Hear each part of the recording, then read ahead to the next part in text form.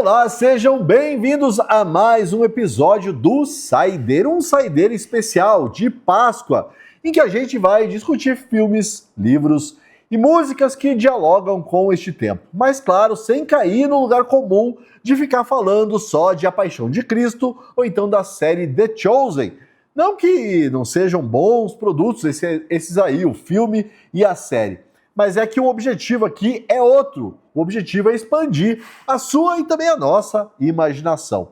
Por isso eu te convido a hoje, nesta Sexta-feira Santa, deixar a política de lado um pouco, esquecer um pouco essa luta entre direita e esquerda, entre petistas e bolsonaristas, e vir aqui conversar com a gente sobre aquilo que nos une e não sobre aquilo que nos divide. Será que a gente consegue? Será que tem alguém interessado nisso? Bom, a gente vai tentar, né? E para conversar aqui comigo e com vocês, eu tenho Francisco Corsim, bem-vindo. Bem-vindo, você também, Paulo. Obrigado. E também ao nosso querido Omar Godoy e a toda a audiência. E o Omar Godoy, bem-vindo, Omar. Tudo bom? Feliz de novo de estar aqui, sempre satisfeito. Então tá ótimo. Bom, e hoje o formato do Saideira faz uma homenagem ao saudoso programa Fitas, Bolachas e Catataus, do Luigi Marnoto, Carlão de Freitas e Felipe Trielli, e que está disponível aí no YouTube para quem quiser assistir, e eu recomendo muito porque é divertido e instrutivo. Então a gente vai começar pelas fitas, que são os filmes. E durante a reunião de pauta aqui do programa, o Chico propôs uma lista de filmes pascais que eu achei para lá de curiosa, para não dizer maluca. E vamos começar por ela então. Francisco Scorsinha, a bola tá com você. O primeiro filme lá da sua lista é Matrix. Eu fiquei... Tudo bem que eu assisti Matrix uma vez só, no cinema, quando estreou. Não gostei muito, pra ser bem sincero. Tentei rever esses tempos aí. Achei chato, lento. Parecia um filme do Godard, sei lá. Não exagero. Eu não entendi nada qual é a relação. Ilumine-nos. Bom, primeiro que era uma reunião de pauta dos senhores, que era pra gente jogar ideias. Só eu joguei. Exatamente. Assim que funciona, ué. Olha lá, o trouxa foi com todas eu não sei o Omar, mas eu não quis passar por burro. Falei assim, porra, esse cara aí sabe o que tá falando. Não. Me enganei? Mais ou menos. Viu? Porque a ideia, vê se vocês estão vendo o que eu vejo. Como ninguém perguntou nada, passou, né? Exatamente, mas é que foi curiosa mesmo. Então, vamos... Vai ser meio Fitas, Bolachas e Catataus mesmo, né? Isso, já participou? Já participei em um episódio sobre velhos. Eu gosto de velho. Eu não me lembro do Não sei quanto isso vai soar estranho, mas eu gosto de velho. Já sou. Começou cedo. Eu participei de um também, mas não me lembro. Isso aí é pro nosso querido espectador que reclamou, disse que a gente tá aqui numa conversa de sofá, e a gente ainda ganha por isso. Como a gente é privilegiado, né? Já deixa avisado desde já, é mesmo por aí. Exatamente, e a gente quer convidar ainda os espectadores a participar de alguma forma, participar da conversa. Mas vamos lá, por que Matrix tem a ver com isso, vamos dizer assim? Bom, primeiro, pelas coisas mais óbvias que você consegue, né? Tem o protagonista, que é o interpretado pelo... Como é que é o nome? Keanu Reeves. O rapaz do Keanu Reeves, que é uma espécie de Messias, né? Ele é uma espécie de salvador, ele tem que nascer, tem que vir, é aquele que vai nos salvar deste mundo mal aqui que está colocado. Então você já tem ali uma espécie de emulação, uma certa referência a esse contexto. Mas obviamente que não é por isso que você vai colocar Matrix como se fosse um filme pascal, até porque nesse sentido, o filme pascal, talvez quase nenhum do que a gente vai falar aqui vai ser exatamente nesse sentido. Não. A ideia é só fazer justamente uma provocação para a imaginação, né? Para que as analogias possam frutificar de uma maneira que a pessoa que está acostumada a assistir os filmes de Páscoa, a própria Paixão de Cristo, para que ela perceba o quanto aquilo ali não foi feito para você, de certo modo, apenas seguir. Aquilo ali tem que, de alguma maneira, conversar com a tua vida concreta, do dia a dia, né? E essas obras, mal ou bem, distantes ou não, sempre tem alguma referência a esses grandes, vamos botar assim, arquétipos, né? Ou grandes símbolos, porque são da própria estrutura da realidade. O que eu acho mais interessante ali é a dimensão, por exemplo, se a gente for pegar a história de Jesus nos evangelhos e a relação dele com os próprios apóstolos, tá? Ninguém está entendendo nada do que ele está fazendo. Então, o Matrix é famoso pela pílula vermelha e pela pílula... Você quer a pílula da verdade, ver a realidade tal como ela é, ou você quer continuar se enganando, né? O que você vai escolher? Se enganando, claro. E os apóstolos, de certo modo, eles escolheram a pílula vermelha. Eles são o Red Pill. Compraram o negócio, querem saber. Só que eles passam literalmente o filme inteiro sem entender o que está acontecendo. Então, na hora que Jesus Cristo, por exemplo, vai fazer as parábolas famosas, ele tem que explicar a parábola. É o famoso conta a piada e tem que explicar a piada para a pessoa. E ainda assim, os apóstolos não entendem direito o que está acontecendo. São raros os momentos em que os apóstolos acertam as respostas das perguntas que Jesus fala.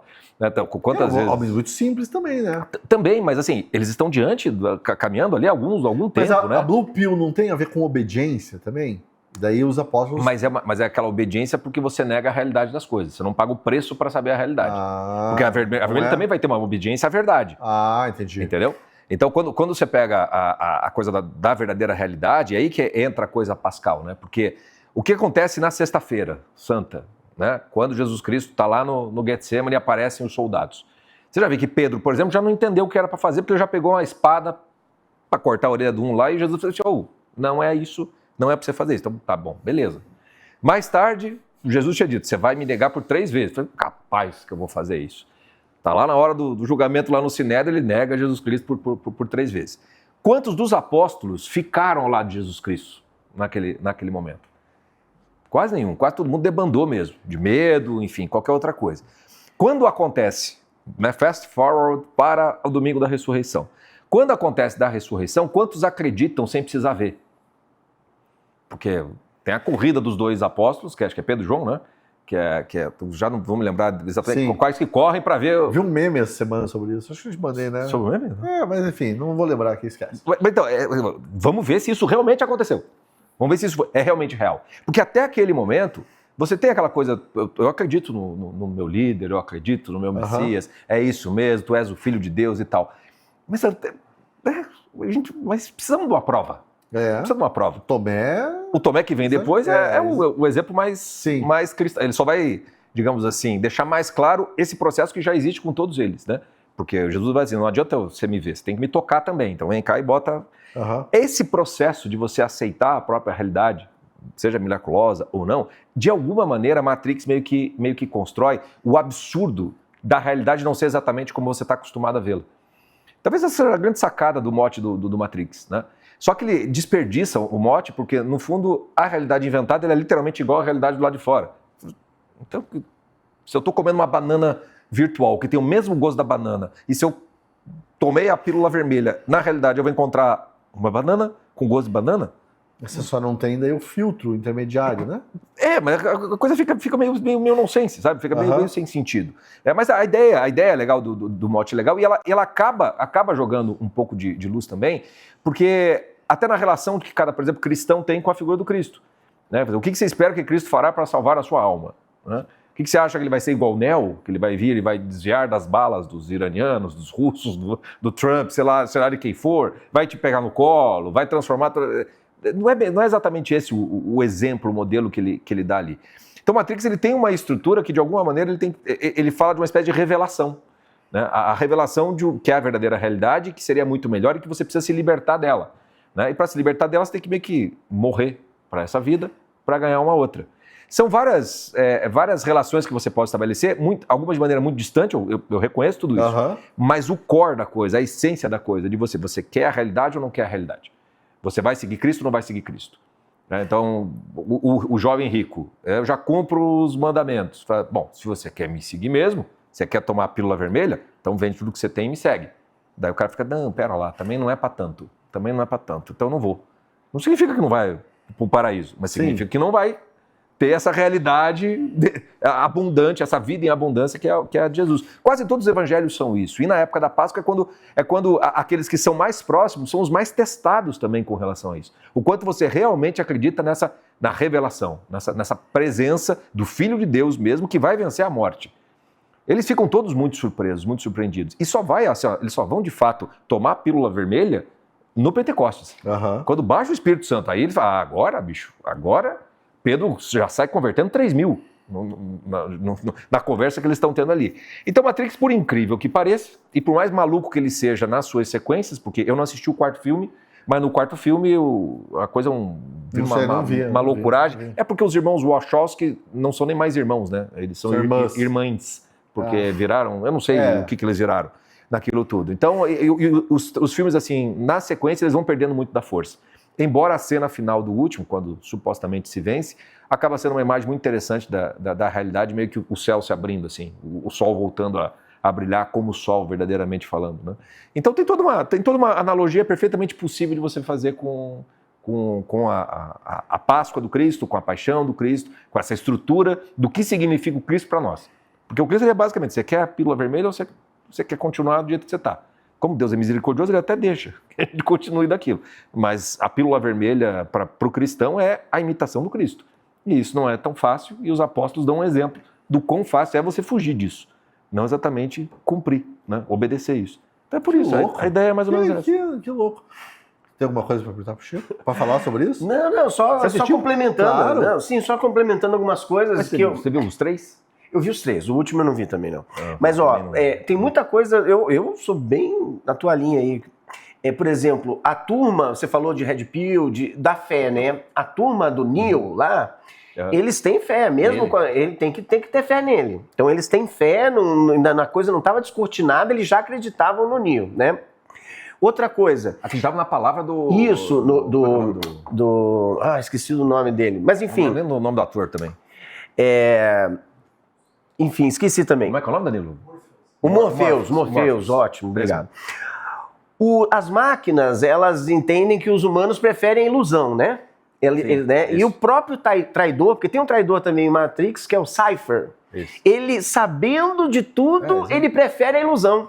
Ele mesmo sabendo o que é o Judas. Que seria um equivalente ao Judas, né? Já que a gente está falando assim. As estruturas são muito parecidas. Sim, é muito parecido, né? Muito parecido. E tem uma coisa também que é muito legal, né? Que daí o Neo, que é o Keanu Reeves, ele é o escolhido. Mas ele não. Mas assim, a mensagem também forte que eu vejo ali é que não basta você ser o escolhido, porque todos nós somos os escolhidos, né? Muitos são chamados. Você tem que querer escolher. Querer se escolher para ser, querer se colocar para ser. Então, assim, não basta você ser eu sou escolhido, tô confortável com isso. E a gente vai daí, o próximo filme que você vai falar, que é o Rei Leão, que eu acho que também tem muito a ver com isso. Não basta você ser o escolhido, você tem que assumir a responsabilidade, você tem que escolher ser, né? Então, esses paralelos, eu vejo vários outros paralelos aí. Por exemplo, a própria, quando o Neo volta da morte, digamos assim, é uma volta da morte, é um renascimento sujo, dolorido, né? Sim. Ele sai de uma cápsula, não lembro direito, uns canos que ele tem, é um negócio sujo, dolorido. Então, assim, não tem moleza nesse caminho, né? Tudo que a gente vai falar aqui hoje, na verdade, é sobre queda, redenção, ou sobre provação. É uma coisa muito interessante. A cultura pode se afastar da religião, mas essas estruturas de histórias estão sempre na cultura. Você pode achar que, não, agora a gente está num mundo que a cultura se afastou totalmente da religião, mas mesmo as histórias que a gente acha que não tem nada de religião, tem essa estrutura da queda, da redenção. É um tema, talvez o principal tema, né? Nosso, assim, né? Eu acho também. Da civilização, sociedade, seja lá como queira falar. Então, Matrix é bem interessante nesse sentido. O primeiro, daí no segundo já parecia que era um negócio meio videogame e tal. Eu precisaria rever para comentar melhor. Eu vi os 3 no cinema, eu me lembro na época, mas o primeiro eu tive a sensação, quando eu saí, eu me lembro até hoje, como é bom, às vezes eu tenho vontade de ter visto ou ouvido um disco, ou ter visto uma coisa, ou ter lido um livro com o olhar da primeira vez, né? Eu saí do cinema e falei, caramba, agora o mundo novo começou. Parecia que assim, nossa, o século XXI começou mesmo. Aqui, o próprio nome, Matrix, pegou por causa do filme. Nós estamos dentro da Matrix. Nós estamos na Matrix, é verdade. Ele é o novo 1984. Eu não gosto também, então... E pra você, tem uma música da banda carioca Gangrena Gasosa, lembra dessa banda? Que é um clássico chamado Eu Não Entendi Matrix. Procure depois dessa letra. Eu não entendi Matrix. Eu só vi no cinema. O primeiro. Mas... Isso é de que ano? Isso aí, 99, 2001? 2000 ou 2001? 20 deve ser por aí. 20 e poucos anos. Deve ser por aí. Vocês são mais velhos do que eu. E quando ele surgiu, mais maduro. Ele surgiu com uma tecnologia inovadora, né? Aquelas coisas... super câmera lenta. Eu fui com uma namorada, eu tava preocupado em outras coisas. Imagina se eu tava preocupado em ver essas estruturas. Escolheu muito mal o filme, então. Sim, né? Pra variar. Bom, então você já deu a dica aí que a próxima... Gangrena gasosa. Gangrena gasosa. Como mas não é difícil esse falar isso? não é o gasosa. ponto. Não é o ponto. Tá bom. Rei Leão. Pô, o Rei Leão é um filme pascal, vai. Tá bom, vai. É um filme moral, né?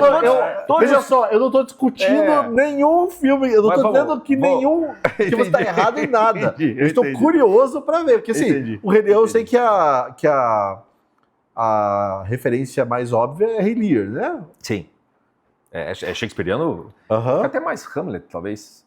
É Hamlet, né? Acho que é Hamlet. Mais Hamlet mesmo. Mas eu vou pegar o mote do Omar, quer dizer, muitos são chamados e poucos os escolhidos. Isso é um das passagens bíblicas mais famosas. Mas por que são poucos os escolhidos, se muitos são os chamados? É porque os escolhidos não dizem sim, não assumem essa responsabilidade. Então, deu o exemplo do jovem rico ali, fala, então faz tal coisa. Né? Morre para você e que você ganha a verdadeira vida. Nem todo mundo vai fazer isso, e por isso não vai ser um escolhido.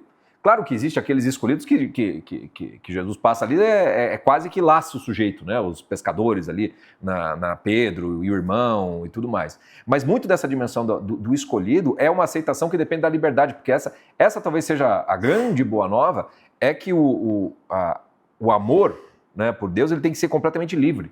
Quer dizer, Deus não pode obrigar, nem mesmo o próprio Jesus Cristo. Há uma margem ali para ele escolher não se, né, ele é tentado pelo demônio no deserto, por exemplo. No próprio Getsemane ele passa pela agonia e fala assim, afasta de mim esse cálice, mas seja feita a vossa vontade, quer dizer, eu vou me submeter, mas eu não quero esse negócio aqui.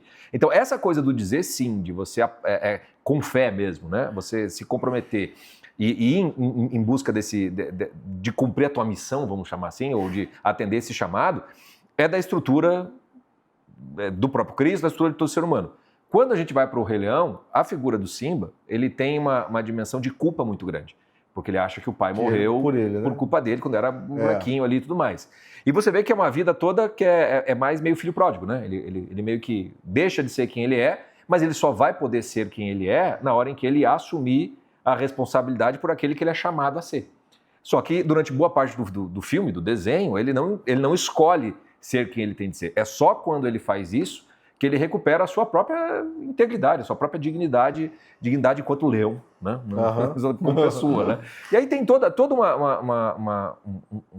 digamos assim, uma estrutura que também é muito, muito cristã, né? Tem aquele momento em que ele fala com o pai, né? O problema é aquela coisa que é espírito. Eu falei, não é espírito, aquilo é um momento de oração mesmo. Do mesmo jeito que Jesus Cristo fala com o pai fala com ele. Ou, fala com os outros, né? Falou para Pedro, eis aqui meu filho muito amado. Se tem algum raditrade assistindo a gente, nesse momento desligou, né? Mas já no Matrix já foi embora, né? Exatamente.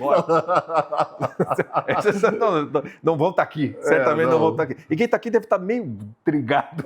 Aonde que esses caras vão se perder?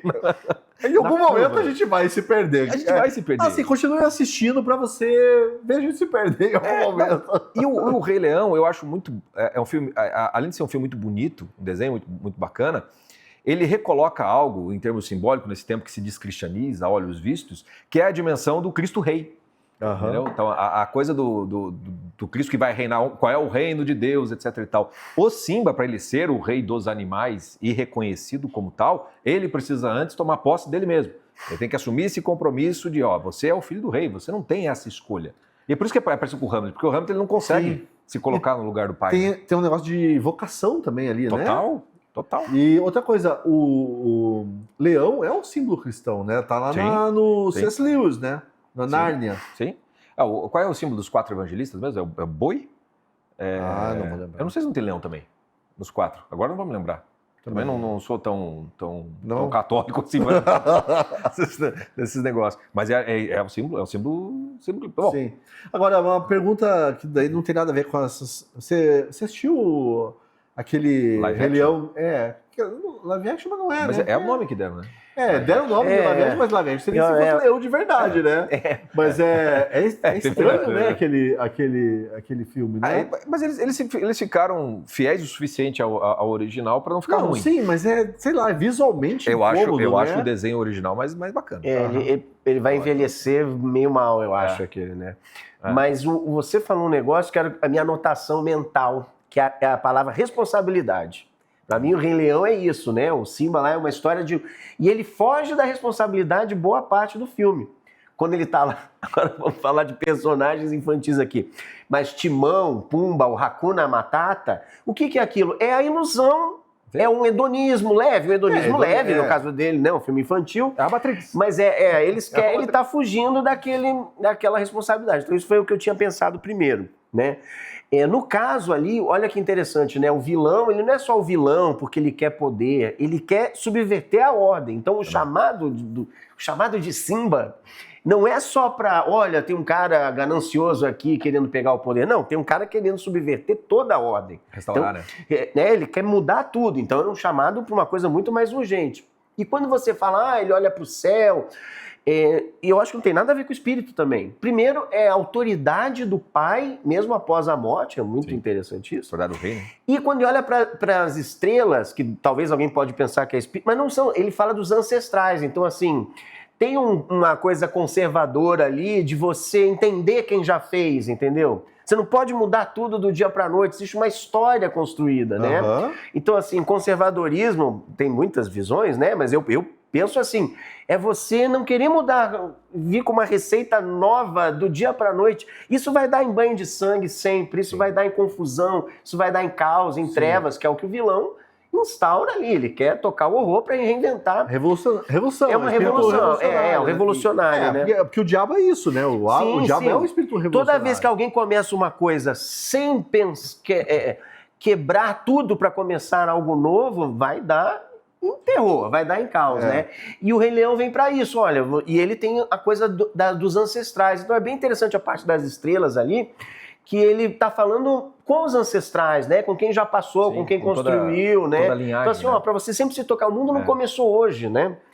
Tem muita coisa que veio antes. E é legal porque você vê o Scarf, né, que é o tio dele que trai o rei, ele é a figura do anjo caído, né? Que, por inveja, não aceita o próprio Deus. E também o reinado que ele cria, se a gente pegar o que é o Antigo Testamento, ele é uma história de fidelidade e infidelidade, né?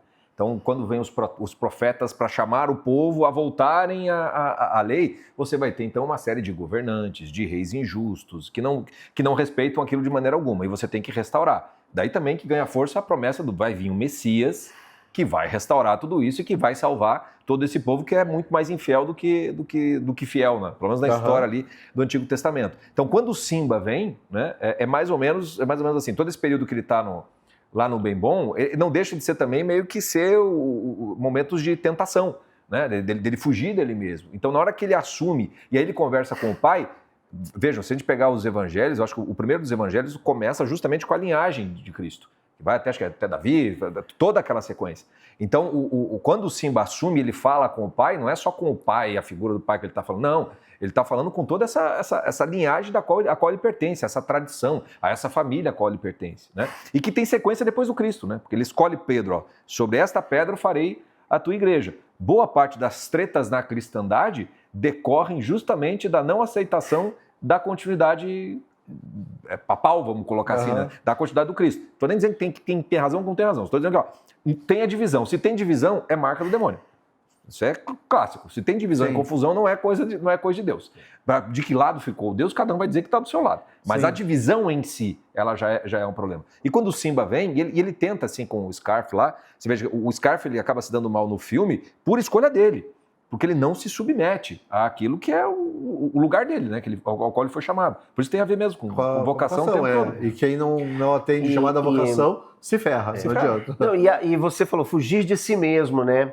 Porque, assim, a própria história da Bíblia fala em várias fugas, né? No Antigo Testamento, você foge, né? Você tem as ameaças ali, você foge, né? Fugir não é feio. Mas fugir de si mesmo, né? É um clichê, mas os clichês funcionam porque são verdadeiros, claro, né? Então é isso, você chavão, pode... um chavão, abre porta grande. Abre um portão, uma portona. Então é isso, você foge, e várias coisas que nós vamos falar isso até o final do programa é sobre isso. Você... Não é feio fugir, você fugir de ameaças, mas você fugir de si mesmo, né? Sim. Então, assim, a luta é sempre interior, né? Tudo que a gente vai falar hoje aqui... Eu tô impressionado com vocês, de verdade. Hoje a gente tá sério. A gente tá no segundo filme, eu tô muito impressionado. A gente tá profundo hoje. Nós estamos pascais. Exatamente. Você acha que a gente veio aqui pra... Não, mas que maravilha. Palhaçadinha. Vamos lá. Feitiço do Tempo. Feitiço do Tempo, Esse é tá outro que eu não entendi nada do que tem a ver. Feitiço do Tempo é aquele filme que o repórter lá, que é o Bill Murray. Bill Murray faz. Enfim, ele fica preso num dia, né? O mote do filme é que quando tem o fim do inverno, vai se aproximando dos Estados Unidos, num determinado estado, tem uma marmota que se ela sai num determinado dia, diz que o inverno vai ser curto, ou senão vai durar mais 2 semanas. Vai durar muito mais tempo. E aí vai toda a reportagem, e é isso que o Bill Murray faz, que é um jornalista famoso, vai para lá com uma equipe, né? O câmera e mais uma outra jornalista. E aí o que acontece é que ele dorme na cidadezinha, e ele é um cara que é entediado com a vida, é extremamente vaidoso, tudo é uma porcaria, ele só quer grandezas. E aí ele dorme, quando ele acorda no dia anterior, sempre no mesmo dia, que é o The Groundhog Day, né? O dia da marmota por conta disso. Está sempre no mesmo lugar. É um inferno. No começo, sim. É um inferno. No começo, sim. Mas aí, aos poucos, ele começa a aproveitar melhor aquele dia. Aquela coisa do Carpe Diem, do Seize the Day, né? É meio que a lição de moral que o filme dá. O que teria a ver com a Páscoa? Eu gosto desse filme, não exatamente para fazer uma analogia com a história do Cristo, embora também dê para fazer, em alguma medida. Mas principalmente acho que até mais para o cristão, mas também vale para qualquer pessoa, no final das contas, que é basicamente assim, todo ano a gente vai passar pela mesma situação. Vai chegar na Páscoa, o cristão sabe exatamente o que vai acontecer na quinta-feira, na sexta-feira, no sábado, no domingo. Um monte de gente faz um esforço para sentir o que precisa ser sentido. Tem que se sentir que eu estou sendo uma pessoa que vou lavar os pés do mendigo na quinta-feira. Na sexta-feira farei o jejum das cinzas, matei Jesus Cristo.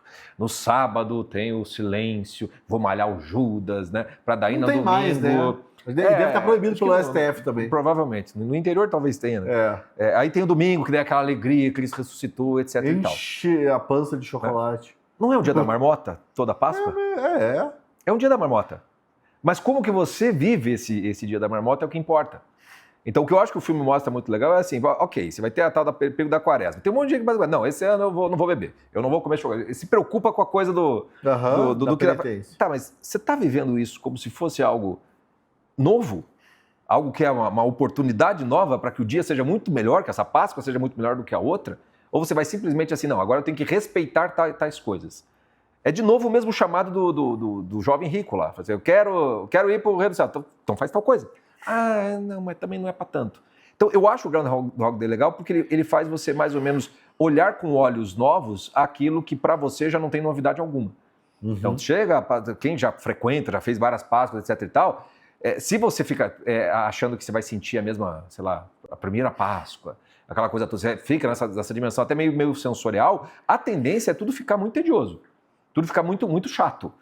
Por quê? Porque vida interior tem que ser renovada constantemente. Vive um tempo que a rotina é combatida o tempo todo. Você ter o tempo todo. Qualquer coisa que soe como rotina é condenável, né? Você tem que estar numa revolução constante. E na vida espiritual... O Bill Murray é meio isso, né? É um cara que ele odeia a rotina ali, né? Ele reclama. Ele reclama. Ele quer só coisa fazer o negócio da marmota, porque é uma coisa que acontece todo ano também. Não é grandioso. Chato. Não é grandioso. Não é grandioso. Entendeu? Ele quer uma grande matéria. E a vida é feita desses momentos pequenos, né? Mas eu acho que a vida é feita de como você vive cada momento, independente se ele é pequeno ou grande. Essa riqueza interior é o que ele precisa para que o dia mude, para que ele mude as relações dele. Essa riqueza interior, na vida espiritual principalmente, riqueza interior, ou você aprofunda, é como se fosse uma escalada, né? Se você parar e não subir mais, você não vai ficar naquele lugar, você vai cair, você vai ter uma degradação. Então, aquele azedume, aquele amargor todo que ele sente com relação a ele, com relação às pessoas, só começa a mudar quando ele muda por dentro.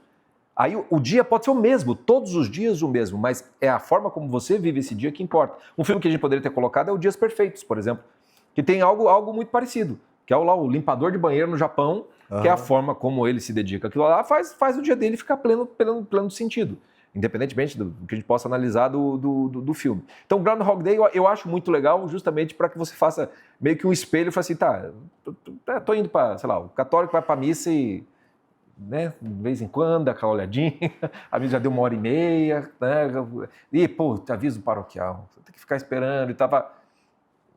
Essa tua disposição faz a missa acontecer em você. A missa está acontecendo, mas do jeito que você está, faz ela impedir completamente. Eu acho que o Groundhog Day é um bom filme para você fazer um belo exame de consciência. O Mar. Eu acho. Então, O Mar não gostou. Quando ele fala o então dele... pelo contrário, eu adoro, eu tô adoro. adorando o papo, Ele vai verdade, sequestrar... Você tem o segundo, né? O Groundhog Day. Tem? Que tem o... Que ele rouba a marmota. Eu não sei se é uma propaganda ou não. Eu não sei Eu também. acho que Eu sim. acho que é. Mas enfim, primeiro que esse diretor, Harold Ramis, que fez Putz, ele é Férias bom, né? Frustradas, É muito bom. fez É milhares... o cara do É muito bom, dos Caça-Fantasmas, né? Caça-Fantasmas, ele é Ele adora genial. O Ele- Egon, né? O Egon, Ele é o de óculos lá. Ele é aquele lá. eu não tinha E ligado. também é roteirista, também é diretor, Sim, tem né? vários filmes legais. Fez aqueles filmes lá do National Lampoon e tal. Exatamente. Mas uma coisa, eu concordo totalmente, assim, e eu acho que é o seguinte, ele, lembrando só a história do filme, para até ilustrar melhor tudo que você falou, né?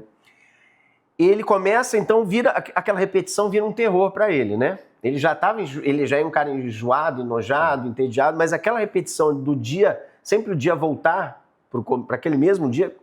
Só que depois ele descobre, como você falou, ele começa a curtir isso, porque ele vê que se ele quiser ele pode fazer as maiores aventuras, se ele quiser jogar um carro de um penhasco, ele se torna joga, se ele livre, né? quiser se tocar. Só que é uma falsa liberdade, né? Aham. É uma falsa liberdade que isso também vai entediando ele. Sim. Chega uma hora que não tem mais graça nenhuma. E daí você falou em mudança interior, que daí é a lição, né? Daí vem o lado moral do filme.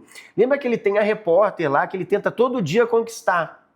Só que ele só consegue, tenta conquistar das pra levar pra maiores... cama, Isso, só. né? Conquistar, Não né? quer amar ninguém. Só que ele só consegue ganhar o coração da moça Quando ele muda. quando ele passa a ser merecedor. Ele passa a ser merecedor, né? Também. E ele só acaba ali o feitiço quando ele passa a viver não só para si. Aí daí tem uma questão de doação, do amor ao próximo, né? Então, nesse ponto, por mais seja... Ele se anula um pouco, né? Nesse anulo, ele passa a viver também para o outro. Ele era muito ensimesmado, né? Então, ele passa a viver para o outro. Então, a gente parece que é tudo umas analogia maluca que a gente está fazendo aqui hoje, mas não. Esse filme também, tudo que a gente vai falar aqui tem um lado moral muito forte. E o único jeito que ele consegue de quebrar o feitiço é quando ele, você falou, muda interiormente, mas não só muda, ele passa a viver um pouco mais para os outros, né? Total. Então tem essa lição aí também. Não, eu Seria um acho filme legal? Não, imagine Judas num Groundhog Day. Da ceia até, porque, veja, o Judas ele não suporta o que ele faz e ele se mata. Mas né? sim. Ele O cara também, né? O personagem lá do Bill Murray tem um Então, um ele dia tenta. que ele Sim, tenta. sim, É daí isso que eu quero dizer. E acorda no outro Você dia. você não suporta. Agora, imagine Judas não conseguindo, ou se conseguindo, voltando para o mesmo lugar, e se cai a ficha como caiu para o Bill Murray. Aham. Provavelmente ele seria o apóstolo, o mais próximo de Jesus, o mais amoroso com Jesus Cristo. Aham. Aquele que Jesus Cristo que deita nele, que não sei o quê. Sim. Provavelmente ele seria o mais amoroso de todos daquilo. Se passasse por esse processo. Tem Dá um algo de livro Judas isso aí, ali. hein? Livro, ó, eu penso em livro. Né? Quem vai Daria ler? um belo filme. Mas dá um filme, Judas mas daí no é Groundhog Day. mais complicado. Mas é interessante, né? Porque eu até brinquei aqui com o Raditrad e tal, Uhum. que, assim, tem muita gente que acha que isso que a gente está falando, é uma heresia. Sim. Mas, assim, é interessante notar como a cultura cristã, ela estrutura. contamina no bom sentido É por estrutura. tudo, né? Foi o que eu Inclusive falei a agora há cultura pouco. pop que a gente tá Não falando. dá. Cara, Isso não tem. Nada que a gente está falando aqui é heresia. Por quê? Porque a gente está falando de como esse arco, Isso. essa estrutura dessa história, elas entrou em tudo que a gente vê hoje na cultura pop e tal. Tá Então presente. não é heresia porque a gente está falando do contrário. A gente não está falando como as coisas mundanas entraram, né? É o contrário. Como essa lógica de história entra em tudo. Uma coisa que a gente pode, não no programa de hoje, mas um outro programa discutir também é como houve um afastamento. Não sei se vocês acham que houve um afastamento. Porque eu lembro que na última vez que eu assisti Indiana Jones e a Última Cruzada, por exemplo, eu fiquei pasmo, né? Como a cultura cristã é fácil, né? Todo mundo assimila aquela trama porque tem dentro de si a cultura cristã. E como o cinema foi se afastando disso. Mas eu não quero falar sobre esse afastamento agora. Vamos pro próximo ou vocês têm mais para falar sobre feitiço do tempo? Bora. Essa é uma coisa. Nem conseguir falar de todos, né? Hã? Nós nem vamos conseguir falar de todos, né? Olha, Eu nem sei você tem quanto compromisso tempo depois? Não. Peixe Grande, esse é outro que eu achei interessante. É que assim, eu assisti lá também quando foi lançado, é do Tim Burton, o filme. Do Tim Tá Burton. disponível, isso aí tá tudo disponível no streaming. Peixe Grande espero tá que sim. disponível. Espero que sim. Eu lembro que eu gostei muito na época. Achei em DVD ainda esse negócio, não vi no cinema. Eu vi no não. cinema. Achei em DVD. Mas daí eu fui ver uma segunda vez e não gostei muito. Achei meio piegão. Assim, sabe? Piegas? É que Mas o Tim Burton tem é que- aquela coisa meio lúdica, né? Que ele então. constrói as Né, já usou essa imagens. palavra lúdica, já dá um arrepio. Mas assim. não é um filme menos Tim Burton do Tim Burton? menos Tim Burton. Como o que a gente vai falar Então, depois do só contando David Lynch também é o menos David Lynch do David Contando a Lynch. história, é um cara. Bizarro, né? É um cara lá que tem o pai é cheio das histórias. O pai tá pra morrer. O pai está pra morrer e é cheio de umas histórias malucas. O cara é um burocrata lá, é um carinha, um cartorário, assim, uma pessoa sem imaginação nenhuma, né? Ele é ressentido com o pai por Total. isso, que o pai fica contando uma história lá de Pai é mentiroso. circo, o pai é mentiroso. Só que daí no final, não vou dar spoiler. Mas tem algo dessa coisa do que é verdade e o que não é verdade. Aham. Vamos voltar pra na vida Matrix. do pai. Tem algo um pouco disso. Mas ali eu acho mais legal pela relação com o pai. Aham. Quer dizer, o quanto ele tem aquele ressentimento todo do pai, assim, mas que maldade o pai faz de fato naquilo? Mesmo que seja tudo mentira, invenção. as Pois histórias é, dele, então, isso, da última Não vez tem que eu nada assisti, demais. eu fiquei revoltado com ele. Falei assim, cara, por que esse cara... Então, é mais ou menos parecido com o Groundhog Day nesse sentido. Eu falei assim, a forma como ele decide lidar com o pai define não só o relacionamento dele com o pai, mas o relacionamento dele com a vida. Exatamente. Ele é um sujeito muito amargo. Aham. Ele é um sujeito muito infeliz. Ele é supostamente realista. Ele não aceita nenhum tipo de dimensão mais imaginativa ou fantasiosa, ou qualquer coisa que vai. Sim. Não, ele é totalmente pé no chão para não ser igual ao pai. Porque ele está numa briga interna com o pai ali o tempo todo. Mas aí o que acontece naquele final que é uma espécie de reencantamento com o pai.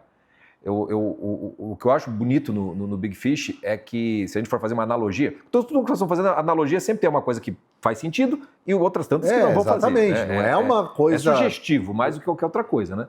Mas ali tem uma coisa que é de se reencantar com o pai como sendo criança. Para mim, aquela cena final do filme, ela me ganha muito. Porque eu não vejo mais o adulto ali lidando com o pai, não. Eu vejo a criança redescobrindo o encantamento com as histórias do pai que ele escutava desde criança. Essa coisa, e aí dá para fazer uma analogia, meio que aquela coisa de infância espiritual mesmo, da de Santa Teresinha de Jesus. Aquela coisa que você vai conversar com a mãe com 5 anos de idade e fala assim, eu gostaria que a senhora morresse. Eu falei assim, não, por que você quer que eu morra? Eu falei, não, porque eu quero que você vá para o céu. Aí quando você para pensar, você tem razão, né? Se o nosso destino todo é ir para o céu, vamos quanto antes. Né? Santa Teresinha pediu, eu quero um elevador, eu não quero passar por todo esse negócio. Infância espiritual, que é aquela coisa que simplesmente confia no pai. Se o pai está dizendo que lá é melhor, então vamos para lá. A lógica é muito simples, né? Não vai acontecer desse jeito, mas a lógica é muito simples. Então, eu acho um filme que ele tem uma capacidade de tocar o espectador, ou de comover o espectador, para, de certo modo, meio que abrir um pouquinho a própria relação dele, às vezes pode ser com o próprio pai, ou pode ser com mãe, pode ser com amigo, mas com Deus também. Porque tem um monte de relação com Deus, vidas interiores, vida de oração, que não se aprofundam, não progridem na vida espiritual, porque no fundo, toda ela está barrada por um ressentimento com Deus, por alguma coisa que ainda não se conseguiu. E assim, tem que acreditar também, tem isso no filme, que né? Tem que acreditar, por mais que o pessoal, aí, os especialistas dizem que não, que é impossível, Jesus não fez aqueles milagres, não ressuscitou, porque isso é impossível. Ele é condenado porque você diz que é o filho de Deus? Tu dizes. Tá morto. E... Tua fé te salvou. Exatamente. Por que ele fala isso o tempo todo? Jesus é um Cristo. filme sobre fé, no final das contas. E encontro. Sim. Um encontro de alguém que está ali sempre esperando que esse encontro aconteça. Mar esperando eu chamar ele. Tá ali só pensando, só matutando. Não estou querendo esquecer, não. É que fiz anotações mentais aqui. Eu me lembrei, agora esqueci o nome de um desses beat poetas antigos, que ele falava assim, pro inferno com os fatos, precisamos de histórias, né? Pro inferno. Então, assim... beat? Eu não me lembro quem que era. É tipo um cara assim, só que mais da imprensa, era um poeta, mas mais de imprensa. Esqueci o nome dele. Mas enfim, ele falava isso, pro inferno com os fatos, precisamos de histórias, né? Então, assim, o filme pra mim tem muito isso, né? A verdade simbólica, né? Na semana passada a gente falou sobre gente está falando do filme da Melania, lá no documentário, a gente falou, nossa, que nessa época que todo mundo exige transparência, realismo e tal, vem ali com um filme montado, encenado e tal. Então é isso, a história é mais forte, né, do que os fatos, né? Tanto que os ancestrais lá contavam poemas, o que a gente sabe lá antigamente são poemas, ninguém contou a história cronológica, a gente sabe lá de trás de poemas. E contado de um jeito interessante, né? Que é o que o pai faz. Isso, nossa, você matou aí. Contar de um jeito interessante. Você contar de um jeito interessante, a história perdura mais, tem mais significado, né?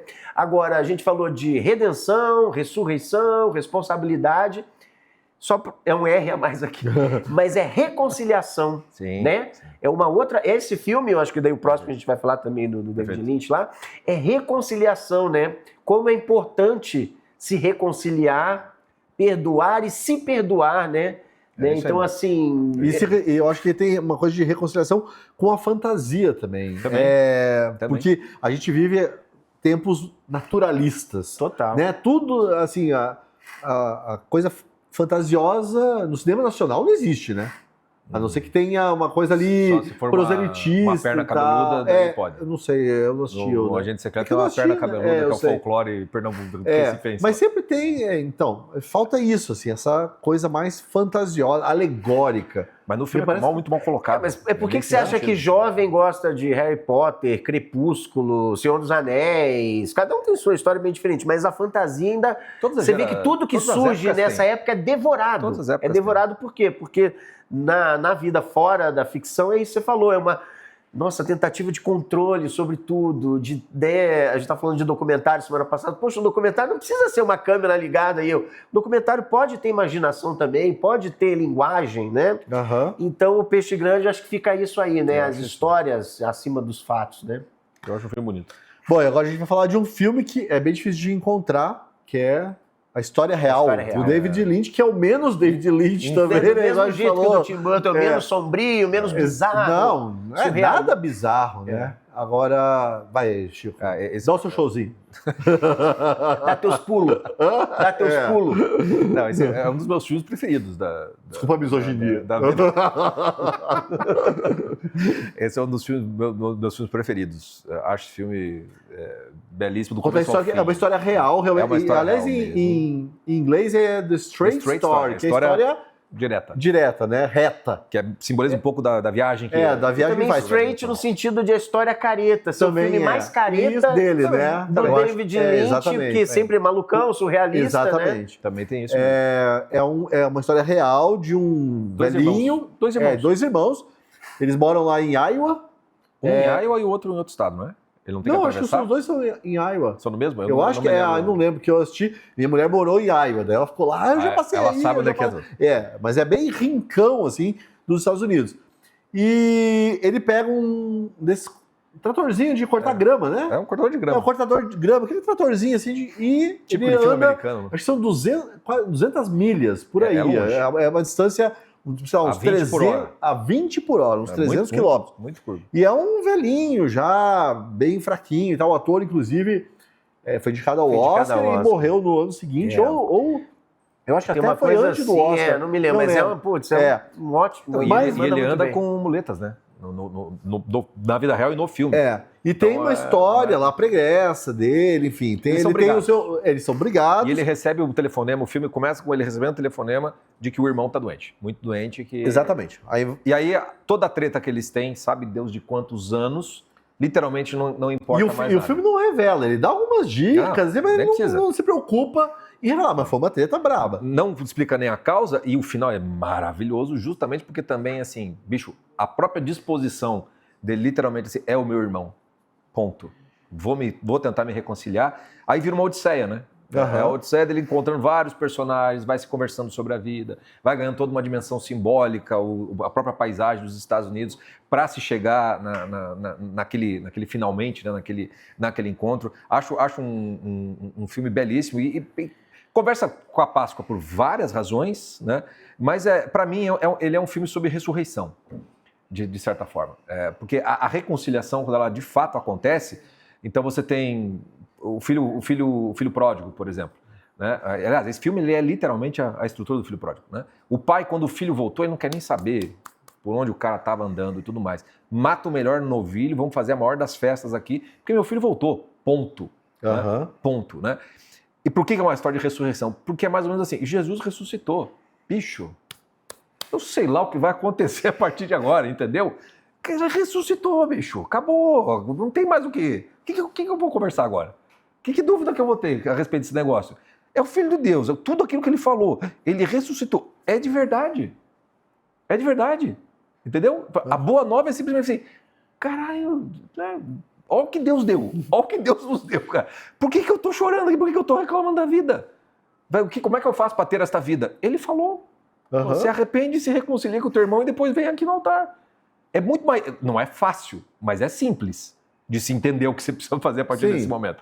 É simples. Complicado mas não é fácil. Por quê? Porque nós somos o que somos, entendeu? Exatamente. Nós somos o que somos. Então, eu acho o filme assim, belíssimo, porque você vai falar, quem me dera conseguir chegar naquela idade e ter a coragem de tomar aquela decisão de não me importar com uma vida inteira vivida errada. Eu faço uma comparação com A Morte do Ivan Ilitch, do Tolstói, que é o filme em que o personagem se arrepende muito tardiamente. Né? Esse é aquele que se arrepende em tempo suficiente para fazer a reconciliação. E aquela reconciliação dá um sentido para a vida como um todo. Eu acho um filme magnífico. Simples também, mas magnífico. Omar.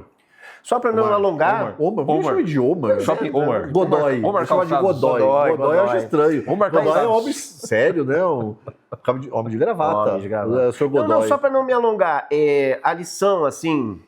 que tem um clichê, nunca é tarde para acertar as contas, nunca é tarde. Só que assim, o filme mostra o seguinte, nunca é tarde para acertar as contas aí com a sua vida, para resolver algum problema. Mas não pode demorar demais. Também não pode, sim. Né? Então, só para não me alongar nesse filme, que a gente também já falou outras coisas, é sobre reconciliação também, como o Peixe Grande. Mas é isso, nunca é tarde, dá para fazer, mas não dá para demorar demais. E foi o que o personagem entendeu. Mesmo naquela lentidão, lógico, ele foi no ritmo dele, que também aquele ritmo é a jornada, né? Assim, né? Então, ele foi mastigando aquilo, provavelmente processando, passando por cima do pessoal, né? Também tem muito isso, você falou do filho pródigo, outros exemplos, não levar para o pessoal as mágoas, né? Então, é isso, não demore, porque... Dá tempo sempre, mas também não fica comendo bola, não come mosca. E ao mesmo tempo faz um símbolo meio paradisíaco, meio do eterno, né? Porque quando ele toma a decisão da reconciliação com ele mesmo em relação ao irmão, é como se ele tivesse feito uma espécie de confissão e o perdão automático. Então é como se fosse um estado, o filme é um estado de graças. O tempo todo desse senhor. E a forma como o irmão o recebe também é bonito, né? E é muito sutil, muito rápido até. Sem nenhum exagero, nada. Aí não tem preguiça nenhuma. Frankenstein, então, pra gente encerrar essa parte das fitas. Para fazer a conexão com os livros também, né? Porque exatamente, para fazer a conexão com os livros. Tem um filme novo que saiu na Netflix, que é uma história reinventada, não é exatamente a reprodução do que está no livro. Assim como também acho que os outros filmes que saíram do Frankenstein, também nenhum é perfeitamente igual ao livro. O livro, para mim, é infinitamente melhor do que todos os filmes que já saíram, mas este filme da Netflix, porque a gente está nos filmes, mais particularmente falando, eu achei ele interessante. Eu sei que tem um monte de crítica sobre... tem, porque como é que é o nome do diretor? Esqueci o nome dele? O mexicano, né? Guilherme Del Toro. Guilherme Del Toro e tal. Guilherme Del Toro. Que tem aquela coisa meio esteticista, vai... A gente falou aqui de alguns diretores que também tem isso. Mas a ideia, né, toda do Frankenstein é do ser humano tentar vencer a morte, né, através da ciência. Né? Então ela é aquela coisa, e por isso que o Frankenstein vai ser chamado, o subtítulo é o novo Prometeu no livro. Né? Porque Prometeu é aquele que rouba o fogo dos deuses para dar aos homens. Né? Então é meio que tentar vencer a mortalidade, se dar a imortalidade como os deuses. Se a gente for colocar no contexto bíblico, é mais ou menos... Dentre outros símbolos, é o símbolo da Torre de Babel, né? Tentar erguer-se até chegar aos céus para se tornar como Deus. Nunca dá certo, né? Sempre vai dar errado. E é exatamente isso que acontece. Então, o Frankenstein não é o nome do monstro, é o nome do criador, né? Do sujeito que pega, no livro original, acho que no filme nem fica claro isso, mas ele pega um sujeito que foi condenado à morte por ser, acho que, ladrão, assassino, alguma coisa assim. Acho que é um assassinato, né? No filme, acho que isso não fica tão claro. E ele vai fazer o sujeito voltar à vida e esse vai ser o Frankenstein. E aí tem toda a história dessa nova criatura. Né? Essa nova criatura que ela não deveria estar viva, que ela é, de certo modo, uma afronta à lei divina, mas que, no entanto, está viva, né? E aí tem, para mim, a parte mais bela, tanto do livro quanto do filme, e no filme eu acho que isso foi muito bem trabalhado, é justamente o momento em que ele começa a querer saber o que é a vida, o que dá sentido para a vida, o que vale a pena na vida. Né? E ele, é nessa hora que ele encontra o cego, né? O cego é o avô da família onde ele se esconde, e ele começa a ver a vida da família. E ele começa a se encantar e começa a ajudar aquela família sem que aquela família saiba quem é. Até que um dia a família sai numa viagem e fica só o avô que é cego. Sim. E aí ele começa a se relacionar com o cego. Meio que aquela coisa do quem vê cara não vê coração, quem vê coração não se importa com a cara. Não, tem isso também. Também tem assim. a coisa de você buscar a orientação de um cego, né? Também. É alguém que não vê a vida, né? Não vê a vida, mas vê talvez a essência. É, exatamente. A partir daquilo. Bom, por que conversa com a coisa da Páscoa? Por conta dessa dimensão do que vence a morte. O que vence a morte, né? Então, Frankenstein, ele é um símbolo também do que é o homem moderno, do que é a humanidade na modernidade, em que ela, de certo modo, ela tem um novo mito de origem. Todo mito conta uma origem, né? A modernidade, ela é uma tentativa da gente reinventar o ser humano. A gente afastou Deus, a gente picotou a dimensão espiritual, colocou o ser humano no centro de todas as coisas. E quem é esse ser humano? Na prática, cada um vai ser o centro, vai ser o seu Deus, seu Deus pessoal, né? E aí a gente vai apostar na fé que a ciência vai ser capaz de resolver todos os problemas da nossa vida, entre eles a mortalidade. Então nós estamos lutando para não morrermos. E a gente confia que a ciência vai chegar lá. A pandemia nos deu um bom exemplo de como a gente tem essa fé na ciência. Né? Porque simplesmente falou assim, se a ciência diz, está dito. O que importa se depois de 2 anos a mesma ciência está dizendo que nada do que foi dito antes está valendo. Porque a fé é na ciência. Entendeu? Se a ciência mudou de ideia, paciência. Ela é o nosso Deus, entendeu? E o Frankenstein, ele é fruto dessa ciência. Vencemos a morte. E deu ruim. Né? No filme, no livro, as coisas não terminam. Sempre dá ruim, né? Sempre dá ruim. Então, só tem um jeito certo de morrer. Entendeu? O jeito certo de morrer é a cesta da paixão, é a ressurreição da Páscoa. Ô, mano. Um pouco fora da reflexão pascal, mas o Frankenstein tem um negócio do que acontece quando você abandona a criatura, né? Também. O criador abandonou a criatura, né? Então ela fica violenta, ela tenta o pertencimento, ela tenta entrar na família, tenta se apaixonar, depois vai ter a noiva de Frankenstein, ele vai tentar buscar um amor, né? Até te falei que vi aquele filme ser humano, né? A Noiva, que lançou há pouco tempo, que é sobre uma nova leitura bem louca da noiva do Frankenstein, meio feminista até a leitura. Mas é muito isso das consequências, né? Uma responsabilidade, mas daí já não é a responsabilidade que a gente falou lá atrás, né? Não. Ele tentou, o Frankenstein, o cientista tentou burlar ali, né, a questão da morte, e não só, o erro dele não foi só burlar a morte, ele ainda abandonou a tentativa de criatura que ele fez. Porque, como você falou, bem ou mal, estava ali, estava vivo, estava tentando entender o mundo, né? Então, o meu pitaco, assim, que me chama a atenção é isso, né? As consequências aí nefastas. E daí ele vira um monstro, porque daí ele se torna violento, sim, né? Sim. Tem o episódio lá da violência. Ele fica ressentido porque Deus o abandonou. Isso, fica ressentindo, o pai o abandonou. Então, assim, olha aí o abandono do Criador, né? Criador. Quando o seu Criador te abandona, olha o que acontece. E isso é interessante, que tem o Lukács, que é o famoso comunista, mas que é um baita teórico de literatura. Mas é comunista, não pode. Ele comentando Don Quixote, ele diz que Don Quixote é um livro sobre o abandono de Deus. Quando Deus abandona o homem, resta ao homem ser Don Quixote. Para mim, na verdade, ele acerta. É um livro sobre abandono, mas não o abandono de Deus pelo homem, o abandono dos homens por Deus. A gente se distancia tanto que qualquer um que tente ser isso vai parecer louco, vai parecer maluco. E o Dr. Frankenstein não deixa de ser uma espécie de Don Quixote, né? Sim. Naquilo tudo, de uma outra maneira. Mas é um símbolo muito, muito próprio da modernidade, o quão distante nós estamos de tudo isso. E é fácil a gente perceber também, por exemplo, nessa semana da Páscoa, se a gente voltar séculos atrás, antes do tempo, tudo girava em torno dessa semana. Era a semana mais importante do ano. Não se tinha trabalho, você vivia a semana pascal. Hoje em dia é um feriado. E o padre fica bravo, ele fala, deu bronca lá o padre Alex da missa. Não é feriado para o católico. Não, talvez a semana mais exigente para o católico. Exatamente. Bom, por falar em Frankenstein, olha só, entre as muitas vantagens de você ser assinante da Gazeta do Povo, está a nossa biblioteca de e-books com traduções exclusivas. tem 1984, que vocês adoram e eu odeio, tem a Revolução dos Bichos, tem o Grande Gatsby e agora tem também Frankenstein.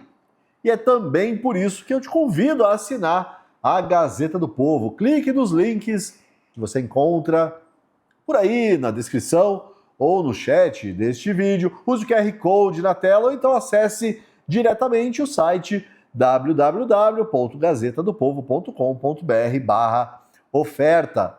Além da biblioteca de books que eu já mencionei, assinando a Gazeta do Povo você tem acesso aos melhores editoriais da imprensa brasileira, a um timaço de colunistas e a um jornalismo baseado em convicções.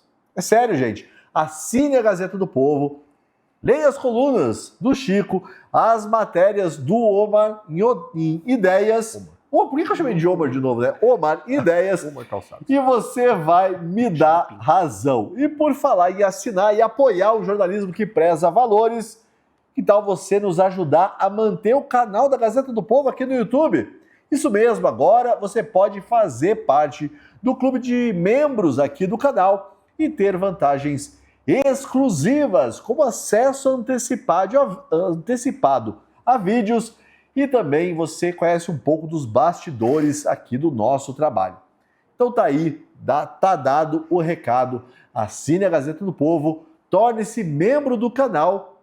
E agora a gente volta aqui para nossa conversa falando sobre livros e mais uma vez o Chico Scorsin nos brindou com uma lista meio maluca, mas vamos ouvir o que ele tem a dizer, né? Nos livros não é tão maluco, vai. Você achou? Um pouco. Eu não sei, tem livro que eu não li. Eu li quando era adolescente, Siddhartha. Mas vamos ouvir o que você tem a dizer. Muito bem. Bom, primeiro por aquele livro que todo mundo adora falar que leu e ama, mas eu conheço pouca gente que leu de verdade. Verdade. Mas, Crime e Castigo, Dostoiévski. Dostoiévski, muita gente gosta, mas poucos leram. Exatamente. O Crime e Castigo eu acho que é o mais não é o mais evidente da lista, porque tem um que é mais ainda, né? Mas essa dimensão do ser humano que não se suporta por aquilo que desejou fazer, né? Porque o Raskolnikov, ele se acha uma espécie de Napoleão e que ele tem direito, né, a conseguir o dinheiro para ele conseguir fazer as grandes transformações que ele imagina que seria capaz de fazer do mundo, né? E como ele não tem dinheiro, ele comete um crime, tá dado no título, não é um spoiler, né? Comete um crime para financiar, né, a sua negócio. Só que dá ruim, porque daí ele não se suporta. Tendo feito o crime, ele percebe que ele não é como Napoleão, se Napoleão foi como ele imaginou que fosse. E aí todo o filme, o castigo é ele ser ele. Do livro. Do livro, né? Mas tem filme também. Tem filme? Tem filme. Dos antigos, né? Acho que novo não tem.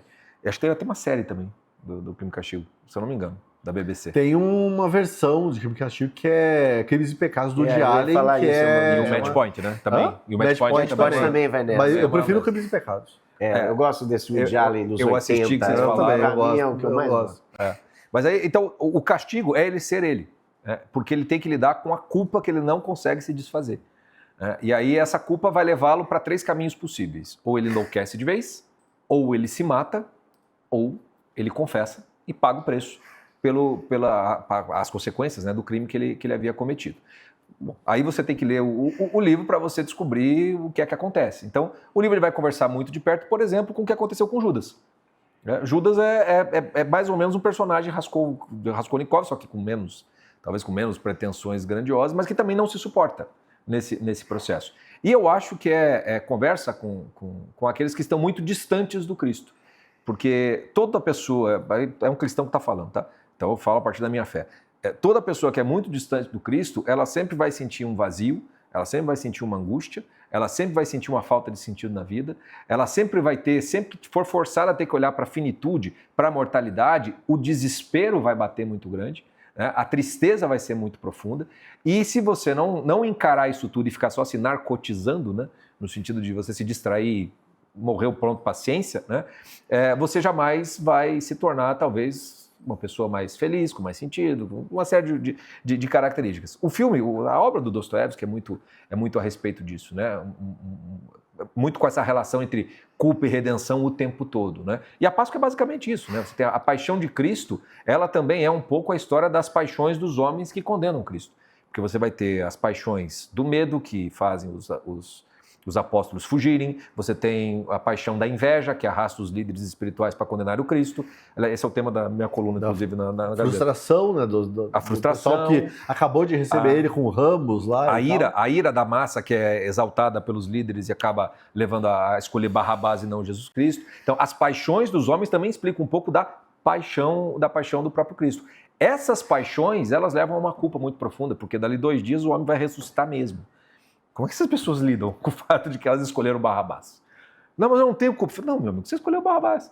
Né? E boa parte do contexto da Páscoa, a gente tem uma leitura que acontece no Domingo de Ramos, na Igreja Católica, e isso se repete também na sexta-feira, não tem missa, mas existe essa mesma leitura, que é a leitura encenada, né? Vamos dizer assim, dessa passagem da Paixão de Cristo, onde a Assembleia ela lê as passagens que são dos acusadores, que é do povo, né? Então o padre lê a figura do Cristo, Sim. Tem outros que vão lendo outras figuras, e nós é que temos que dizer assim, crucificam. E é dureza. E é duro. É difícil. É duro.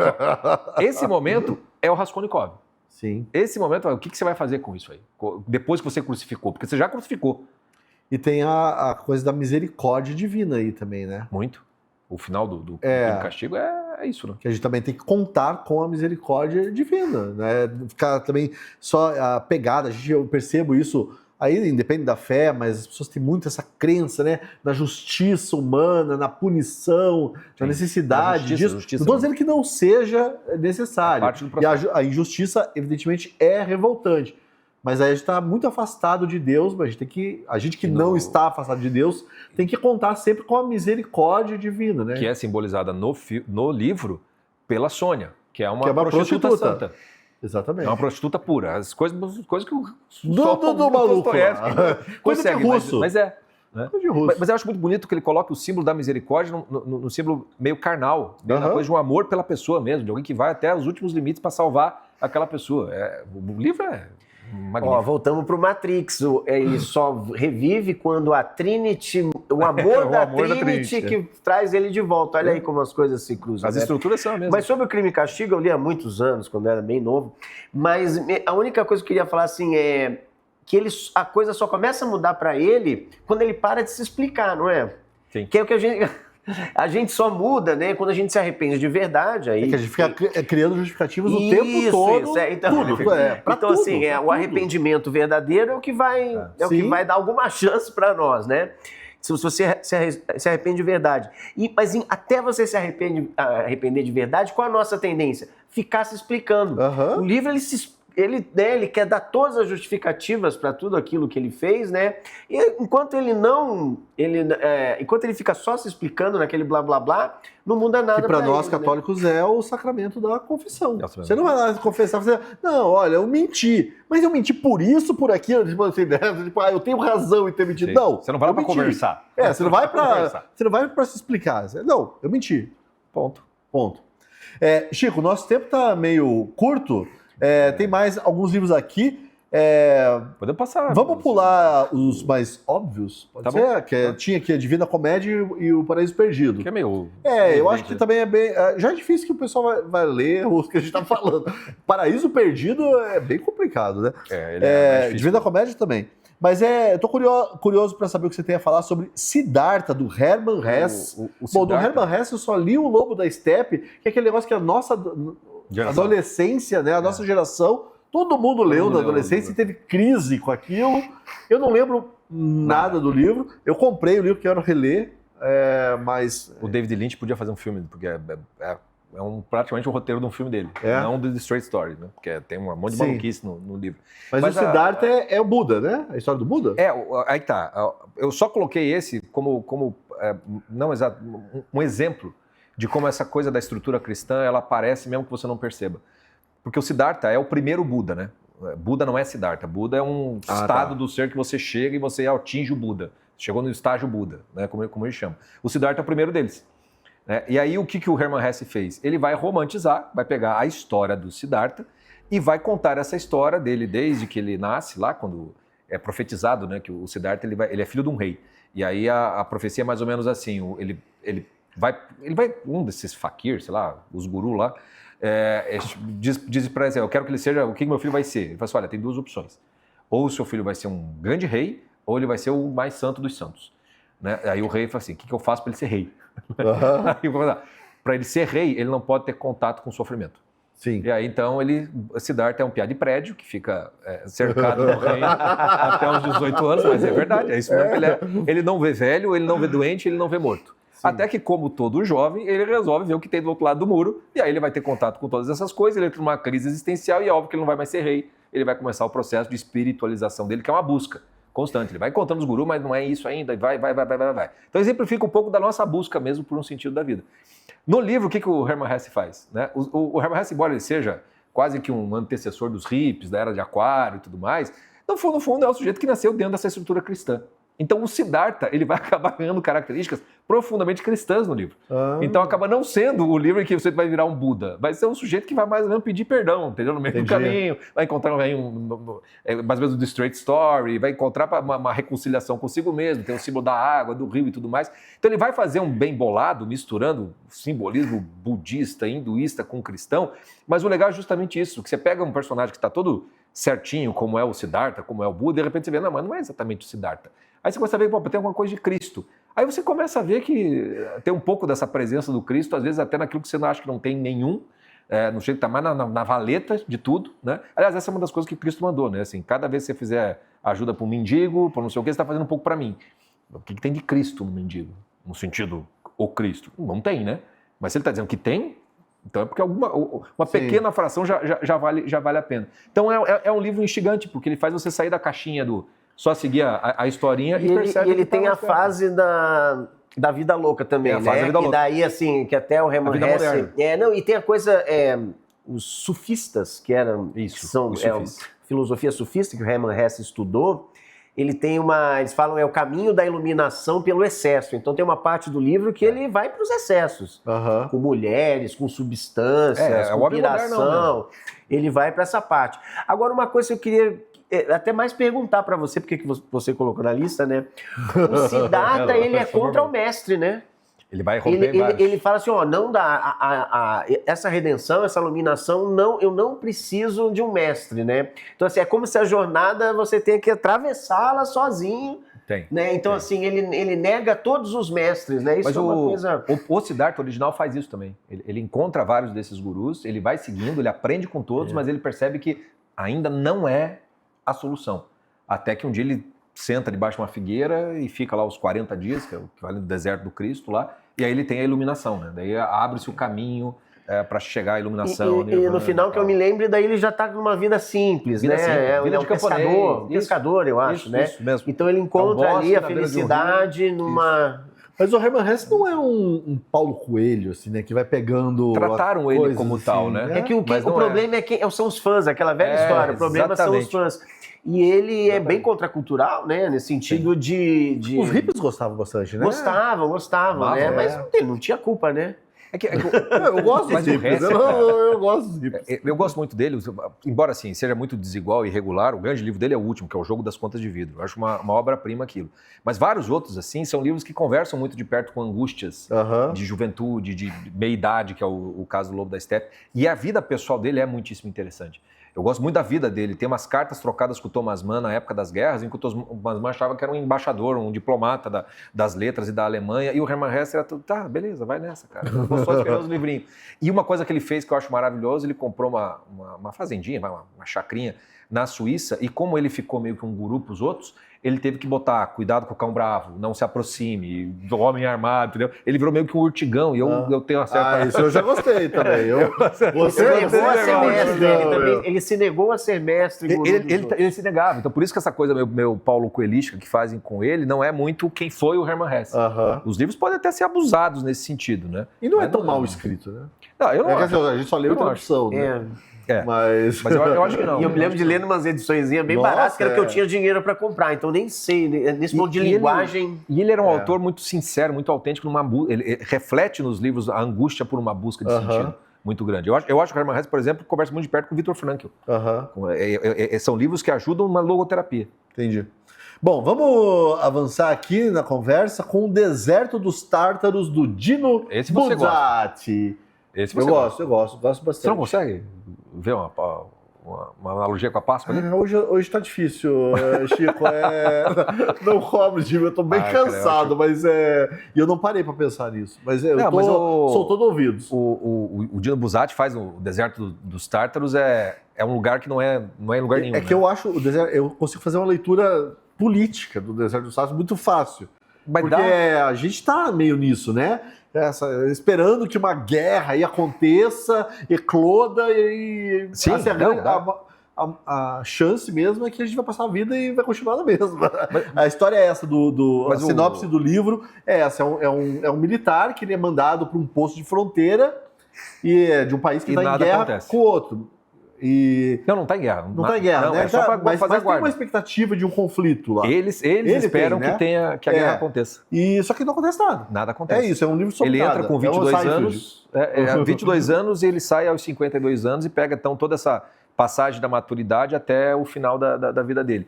O que eu acho assim, para mim o livro é uma obra-prima porque o Buzzati conseguiu construir um símbolo muito poderoso com esse deserto dos Tártaros. E todo o símbolo, ele não é...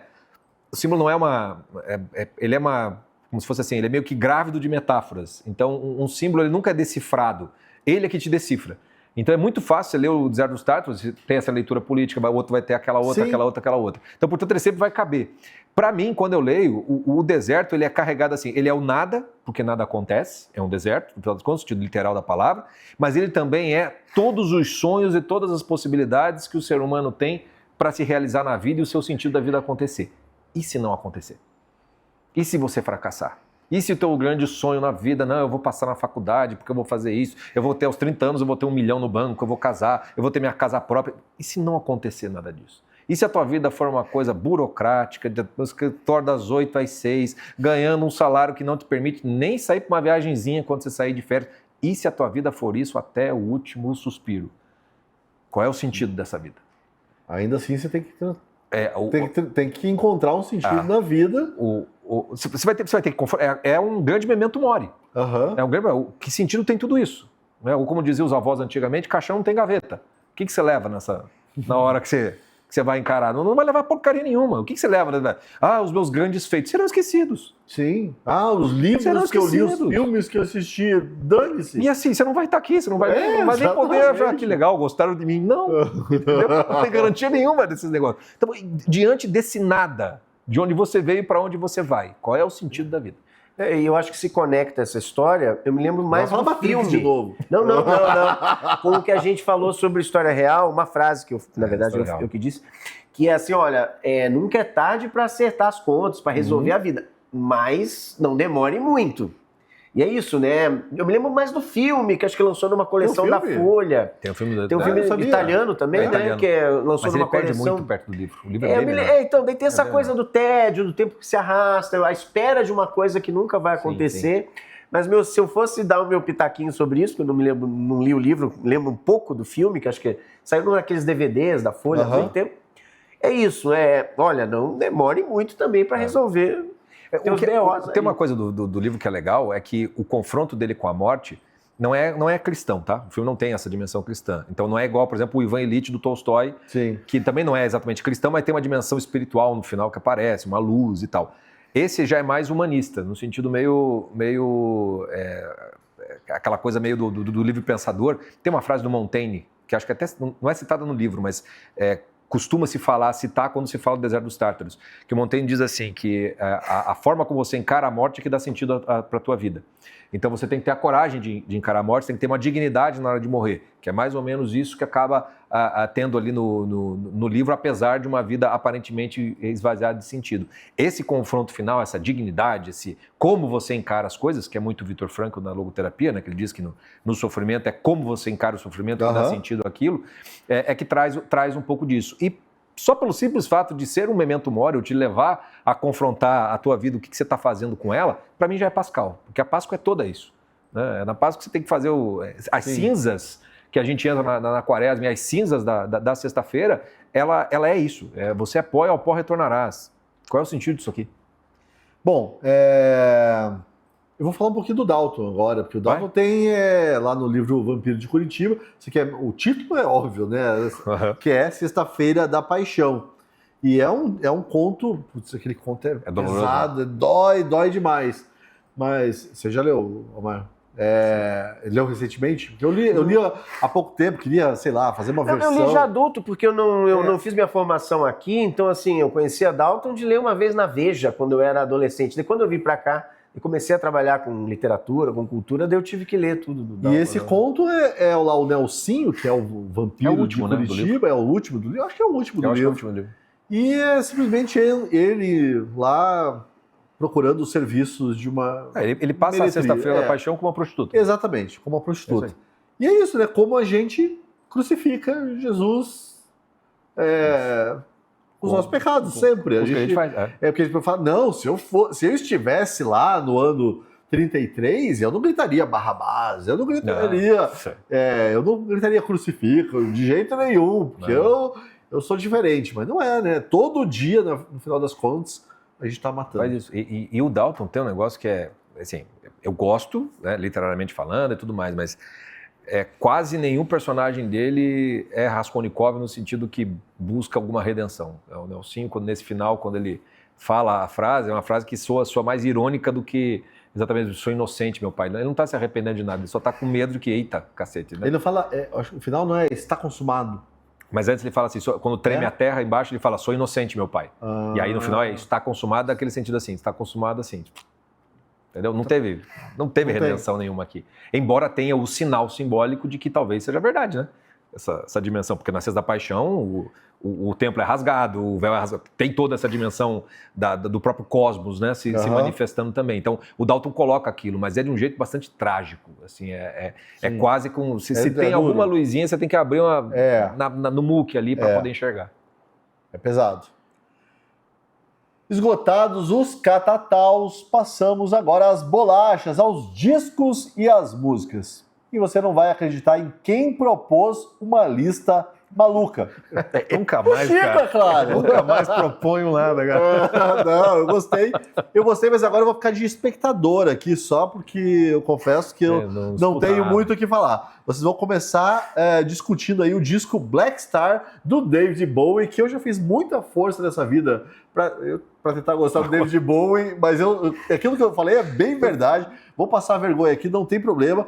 Eu sou daqueles que acha que o Astronauta de Mármore do Nenhum de Nós é melhor do que David Bowie. Olha só a cara do Vitor, com ódio mortal de mim neste momento. Ele que é fã do David Bowie. Mas estamos aí.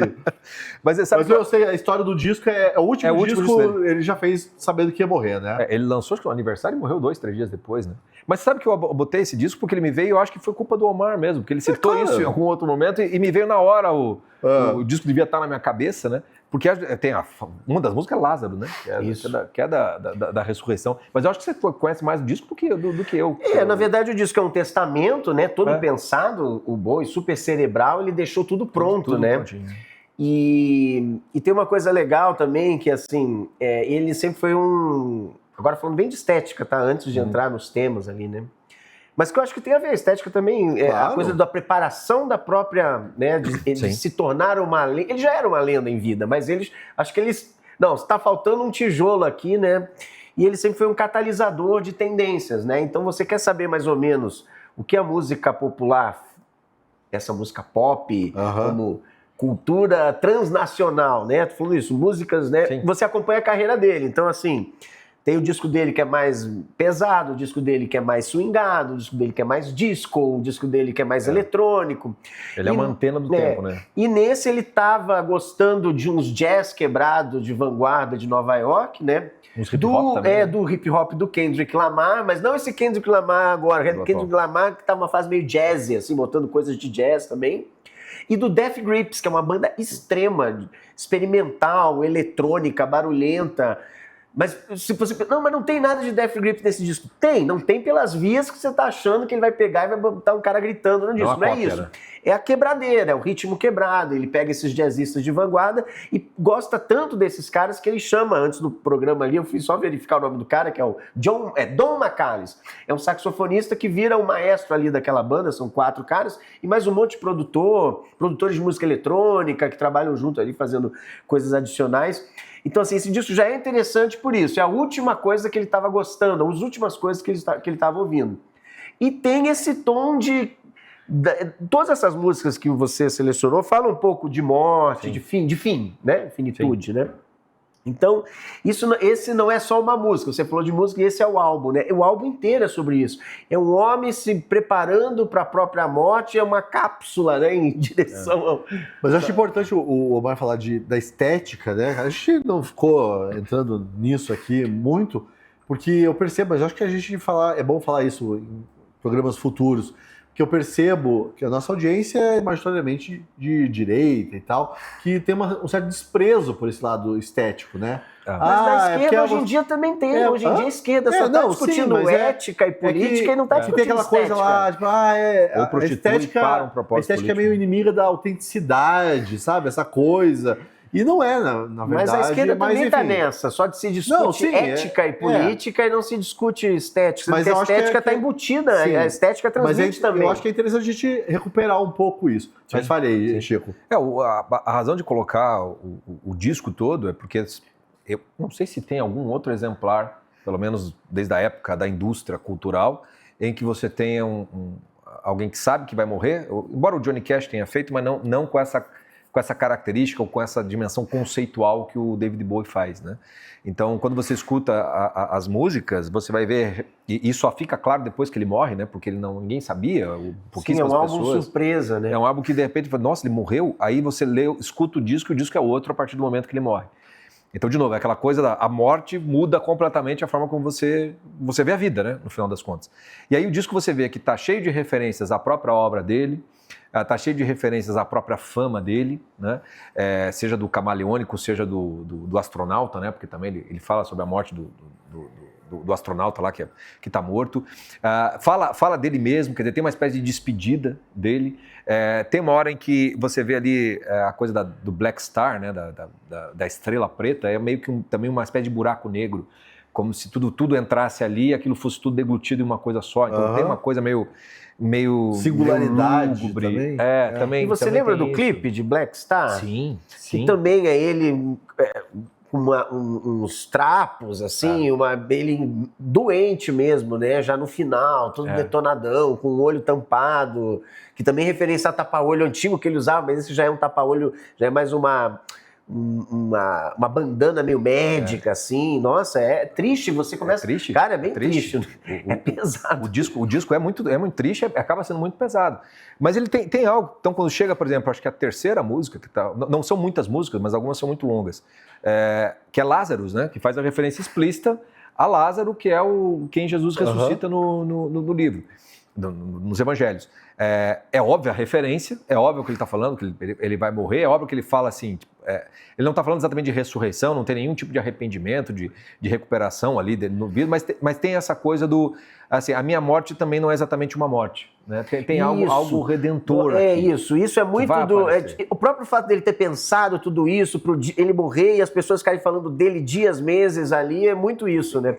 Sabe que esse Lázaro é uma regravação de um musical cabeça que ele fez com fundo cristão aí, meio História de Cristo, dá pra procurar isso aí também. Essa eu não sabia. E é uma regravação de um musical das antigas dele. Cabeção que ele fez aí uma vez. Mas muito isso, né? Tipo, a morte continua, ele continuou, né? Que ele disse que é uma forma de mostrar como ele continuou, né? E eu acho que as duas últimas músicas, meio que o conceito do disco acaba sendo isso, porque a penúltima, eu acho que ela poderia estar, por exemplo, na trilha de Blade Runner, por exemplo, por causa do saxofone que ele toma. Ele é meio protagonista e ele vai cantando ali várias vezes assim, eu estou tentando, mas isso aqui eu estou morrendo. É meio que um epitáfio, né? E eu falei do Blade Runner porque o Blade Runner ele termina com uma baita frase, né? De um dos robôs lá, do que ele fala, do que vale, assim, eu tô morrendo, mas eu vi o sol não sei aonde, assim, eu soube apreciar a vida e vocês desperdiçam a vida, né? Não faço ideia se o David Bowie pensou nisso ou não, estou falando que foi a analogia que eu fiz. E ele faz uma espécie de despedida, é uma espécie de morte, e essa música ela não termina. Ela já encaixa com a seguinte, que já é muito mais barulhenta, meio eletrônica, não exatamente feliz, mas um pouquinho mais luminosa do que a anterior. E aí você tem algo quase como se fosse a passagem da morte para uma outra vida. Né? Então é como se fosse, o David Bowie tinha essa característica de ser o camaleão, então é como se a morte fosse a última reinvenção camaleônica do David Bowie, né? Então aquilo que é tudo escuro, tudo negro e tudo mais, no último começa a ganhar uma espécie, algo meio que um prisma que permite a entrada de luz ali. Mas não é um disco fácil de ser ouvido, não é para todo mundo, porque... Eu acho que até é o disco mais difícil dele. O mais difícil e também muito pela relação que a gente estabeleceu com a música hoje em dia, né? A música hoje em dia, ela acompanha outras coisas. A gente não para mais para escutar as músicas. E tem certas bandas, certos artistas que eles exigem que você pare. Eu acho que Radiohead é uma, por exemplo. Se você não parar para escutar, aquilo vai te irritar. David Bowie é a mesma coisa. Se você vai trabalhar escutando esse disco do David Bowie, você vai quebrar porque ele vai te incomodar. Mas se você prestar atenção, a dimensão estética se abre para você. Olha só, a gente recebeu um comentário aqui do nosso espectador Danilo. Você vai gostar. Não, mas é verdade. Ele falou assim que ele acha que o último disco da Legião também tem uma pegada assim com o Renato Russo. Tem. E também tem um disco do Fred Mercury, né? Que também ele sabia que ia morrer, é um disco também bem coloca. triste. Mas daí é Fred Mercury, daí tem aquela coisa que é muito... como é que eu vou dizer isso? Flamboyante, muito exagerado. Então, eu coisa, acho né? que o Fred Mercury tem essa coisa flamboyante, você falou, rococó. Rococó. O do Renato realmente, tanto que daí tem aquele disco que é só umas vozes guias, sabe? Um disco azul, que é tanto que não é... Ele tem só não é a voz dele trabalhada, né? Foi lançado já com as vozes... A Tempestade Isso. é o último dele em vida. É o azul, É o azul. que também já não tem... Ele já não tá terminado, né? Não. Qual a diferença do Bowie para esses outros discos e outros discos de pessoas que estavam próximas de morrer? É esse acabamento. Ele conseguiu ou por tempo, ou por genialidade, por coisa cerebral, por ser um cara super organizado. Tem que pensar que o Bowie, por exemplo, o primeiro artista que entrou na Bolsa de Valores com a sua própria obra, né? Ele é um cara muito cerebral, entendeu também que a música era um negócio e tal. Sim. A arte industrial, né? Então, assim, eu acho que a diferença é essa. O do Renato Russo, eu fiquei muitos anos brigado com a Legião. Eu era jovem, gostava bastante, depois fiquei meio assim. Hoje eu já fiz as pazes, assim. Mas é um desesperado. Mas não eu tô pensando, você sabe, né? Eu acho que sei. Inclusive, eu estudei na faculdade que o Renato Russo estudou, lá em Brasília, na sala que o Renato Russo estudou. Sentou na carteira do Renato Russo? Do ladinho, né? Também não posso comentar. Não vou dizer em que lugar da sala eu sentei. Mas eu não conheci, lógico, mas eu sinto um desespero naquele disco. Por mais que tenha aquelas músicas bonitas, tem a Leila, que é uma música lá que ele fala de uma amiga, que era a melhor amiga dele, que pelo jeito ajudou ele bastante na fase final ali da doença. Tem umas músicas bonitas, tem uma que eu acho que também a Marisa Monte grava depois, esqueci o nome. Sou Parsifal. E Sou Parsifal. É um disco bonito, mas você vê que aquela última voz é um desespero, tanto que ele não chega a terminar o disco, assim. Se você escutar hoje a mixagem, você vê que eles fazem um esforço para aquela voz guia virar a voz principal, porque os discos da Legião, ele grava 3, 4, 5 vozes, tem coros, tem coisa, e nesse é mais um disco mais cru, né? Ele sempre teve o controle, né? E aí tem um disco posterior, que é póstumo, que pega ainda algumas discos, mas esse eu acho muito simbólico, porque quando chega no final, a única música nova que ele não conseguiu deixar nenhum registro de voz, ela fica instrumental, mas a letra tá no CD, e a letra é uma oração. É quase um pedido de perdão para qual a música, sabe? Lembra o nome? Eles terminam com uma música popular famosa de Brasília, que é a Travessia do Eixão, né? Nossa Senhora do Cerrado, Protetora dos Pedestres, que é como termina o disco. Mas a anterior é exatamente essa. Posso procurar aqui, mas é uma oração. E o Renato Russo ali, quando ele... Desculpa, quando ele descobre a doença, ele dá uma guinada religiosa. Mas lógico, os discos começam a ter até aquela patada de violão de música católica, assim, não é? Ele já tinha algo assim. Sagrado Coração. Já disse tudo, olha só, é isso. Bonito. Então ele vira o pessoal, no Descobrimento do Brasil que ele tá assim, não, ele já tá no disco tem lá Pais e Filhos, no 2, né? Quatro Estações, ele já tem muita influência cristã ali. O papo tá bom, mas nosso tempo está acabando. Agora eu vou citar as outras músicas aqui que o Chico mencionou. Escolhe uma pra gente comentar. Eu, assim, sem querer te influenciar, mas eu gostaria que você falasse da última. Bom, ele citou aqui também Hurt, do Johnny Cash, Hallelujah, do Leonard Cohen, Knocking on Heaven's Door, do Bob Dylan, Guns N' Roses. Ramalho. Do Zé Ramalho. Zé Ramalho também canta? Tem uma versão. Tem uma versão Com Bate, sotaque? bate na Bate portada na do Ah, céu. em português? Bate, bate, bate na portada do céu. Ok. Dancing in the Dark, do Bruce Springsteen. O Mundo é um Moinho, do Cartola. E A Montanha, do Roberto Carlos, que eu adoro essa música. Eu adoro, escuto Eu muito. adoro a Montanha. Tem uma pegada infantil ali que eu curto muito. Você falou de infância espiritual, né? Aham. Pega muito pra mim na infância espiritual. Tá. E, enfim, de agradecimento. Eu vivo colocando. Gente, pra mim também totalmente sério. Só, isso aí. Não, sabe por quê? Porque tem uma lembrança. Eu- Contar aqui, tentar aproximar o tema de história pessoal. Você falou... Eu estava no Colégio de Freira, Imaculada Conceição, em Brasília, e estudei lá, acho que 6, 7 anos, uma coisa assim, e todo dia de ação de graças, que é uma coisa que não é muito comemorada no Brasil, Não. as freiras iam conosco, não no auditório principal, era dentro da casa, tinha um hall bonito, assim, com um laguinho e tal, e elas levavam a gente pra lá e tocava essa música Olha do só. Roberto. Todo ano, durante, sei lá, uns 6 anos que eu estudei lá, nós íamos pra lá e eu tinha o quê? 10 anos, foi a época da minha primeira comunhão, por Aham. exemplo. Nós íamos pra lá e, ó, religiosamente, todos os anos elas iam e colocavam essa música no dia de ação de graça, que é uma música muito de agradecimento também, né? Total. Quando eu coloquei assim, pra mim é a música do Domingo de Páscoa. Ela traz aquela alegria que ela é meio infantil, ela é até meio circense, se você pegar. Tem um né? que de círculo. E ela tem aquela coisa meio de procissão, mas não no sentido da Sexta-feira da Paixão, uma procissão alegre, Aham. literalmente falando. Poderia ser a música, por exemplo, que acompanha os apóstolos correndo para ver se Jesus ressuscitou. E vai citando um monte de dificuldade, mas assim, apesar disso eu agradeço, Senhor. Eu e tal. agradeço. Porque também a gente reclama pra caramba, né? Caramba, E eu vejo isso muito. E eu acho uma música meio difícil, por mais que você não goste do Roberto Carlos ou não, mas eu acho difícil que, se você prestar atenção nela, que ela não te anime minimamente falando. Aham. Ela não é uma música que você... Ela é muito simples, uma música Sim. nada demais assim, mas ela é de ação de graças de uma maneira muito, muito infantil, no sentido Aham. bom dessa palavra também acho. infantil assim. E para mim, então, ela é Domingo de Páscoa. Eu gosto de escutar no Domingo de Páscoa. Porque, claro, a gente tem mais ou menos a mesma geração, o Roberto é mais da geração dos nossos pais do que nossa, né? Mas justamente por isso tocou muito nas nossas infâncias. Muito, então, né? Roberto, para mim, é uma música infantil, no sentido que é a música da minha infância. Mas essa música em particular, né, ela me lembra muito tios meus que já faleceram, inclusive, e toda vez que eu a escuto, ela não me traz nostalgia.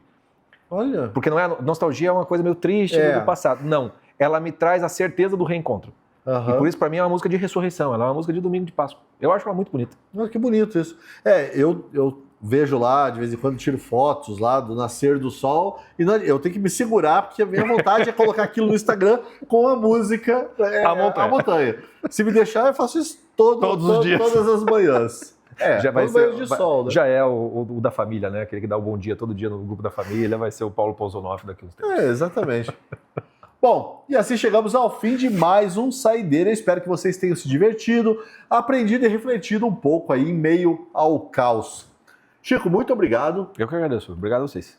Omar. Eu tive que pensar, você Omar. falou Omar ou Godoy. Eu quase pensei, por que isso, né? Pois é, quantos Outro dia anos também- já me conhece? Exatamente, mas outro dia também fiz aqui a última análise com o Tosi, chamei de Marcos.